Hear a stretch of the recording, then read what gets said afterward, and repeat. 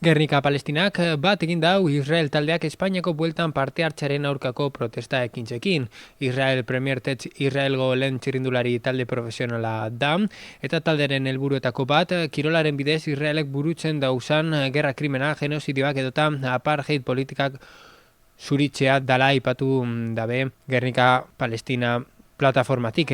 Nazioarteko zein tokiko erakundeek egun Israelekiko dabesan harreman instituzional, komerzial, kirol harreman eta mota guztietakoak eten behar dabezala aipatu dabe Gernika Palestina plataformakoek. Testu inguru horretan Gernika Palestina irailaren 2 egingo den la bueltako 10.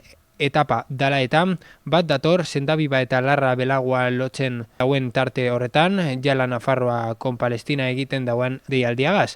Halaber, irailaren 3 eguaztenean Bilbo 11. etapako deialdia egin nahi dabela ere aipatu dabe.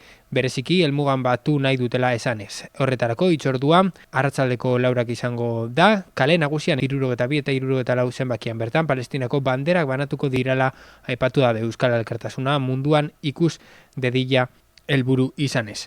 Halaber, irailaren 2 eta 3 dei egiten dabe, ibilpide osoan Palestinakiko elkartasuna erakusteko, palestinar eta euskal simboloak erakusteko. Eta nola ez, Bermeon ere, Palestinako herriari elkartasuna adierazteko deialdia egin dabe, Espainiako itzulia Bermeotik igarotzen denean, hau da eguaztenan irailaren 3 eguerdiko ordubiak laurden gutxiagotatik 3 Osoko bilkuran onartutako erabakien arabera, Bermeoko udalak irmotasun osoz arbuiatzen ditu Israelgo estatuak Gazako zerrendan zein Palestinako beste lurraldetan egiten ari den ekintza militarrak, eta udalak ezin dau Israel Premier Tech taldearen parte hartzea debekatu, baina konpromisoa daukala adierazi dabe Bermeoko udaletik Israelgo jatorria duten pertsona, elkarte edo eragileekin kirol, kultur edota bestelako izaera duten ekitaldirik ez antolatzeko. Hori dela eta Palestinako elkartasun osoa adierazteko itzulia Bermeotik zehar igarotzen den bitartean, udalak Palestinaren aldeko zapiak, banderak edo beste motatako elkartasun simboloak erabiltzea eskatu dago.